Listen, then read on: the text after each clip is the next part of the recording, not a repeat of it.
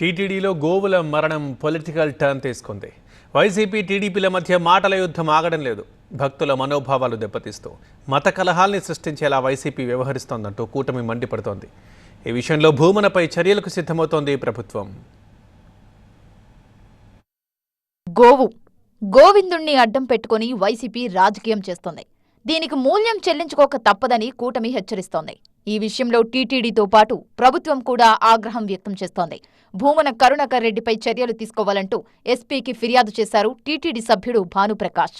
TTD గోశాలలోని ఆవుల మృతిపై భూమన చేసేవన్నీ తప్పుడు ఆరోపణలేనని అంటున్నారాయన. టీటీడీ విషయంలో భూమనపై కేసు పెడతామంటున్నారు మంత్రి అనిత. చైర్మన్ గా పనిచేసిన వ్యక్తి జాగ్రత్తగా మాట్లాడాల్సింది పోయి తప్పుడు ప్రచారం చేస్తున్నారంటూ మంత్రి అనిత ఆగ్రహం వ్యక్తం చేశారు. రాష్ట్రంలో మత కలహాలు సృష్టించేందుకు కుట్రలు చేస్తున్నారని మండిపడ్డారు.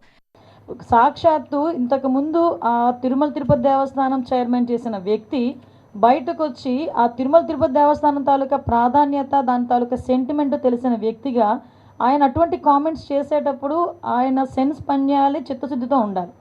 తిరుమల గురించి, గోవుల గురించి మాట్లాడే అర్హత కూడా భూమన జగన్కి లేదన్నారు మంత్రి నిమ్మల రామానాయుడు. ఇప్పుడు అంటే డిక్లరేషన్ ఇవ్వమని అడిగితే అసలు తిరుపతి వెళ్ళడానికి మానేసినటువంటి వ్యక్తి నువ్వు అసలు తిరుపతి గురించి, ఆ టీటీడీ గురించి మాట్లాడేటువంటి అర్హత ఈ వైసీపీ కానీ జగన్మోహన్ రెడ్డి కానీ ఎక్కడ ఉన్నటువంటి పరిస్థితి?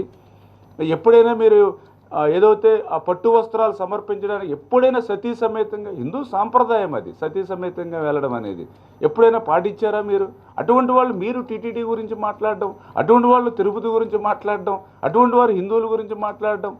మీ కరుణాకర్ రెడ్డి మాట్లాడుతూ ఉంటాడు. ఎవరు ఈ కరుణాకర్ రెడ్డి? పూర్తిగా నాస్తికుడు, దేవుడిని నమ్మను అన్నటువంటి వ్యక్తి కరుణాకర్ రెడ్డి. ఆయన చరిత్ర ఎవరికి తెలియదు. అబద్ధాన్ని నిజం చేయడానికి వైసీపీ నేతలు ప్రయత్నిస్తున్నారు. రాష్ట్రంలో మత కలహాలు సృష్టించి ప్రభుత్వానికి చెడ్డ పేరు తీసుకురావాలనే ఉద్దేశంతోనే తప్పుడు ప్రచారం చేస్తున్నారు. గతంలో పింక్ డైమండ్ వ్యవహారం, ఇప్పుడు పాస్టర్ ప్రవీణ్ మృతి, తిరుమల గోవులు సహా అనేక ఘటనలే ఇందుకు ఉదాహరణ. వీటన్నిటినీ సమర్థవంతంగా తిప్పికొడతామంటున్నారు కూటమి నేతలు.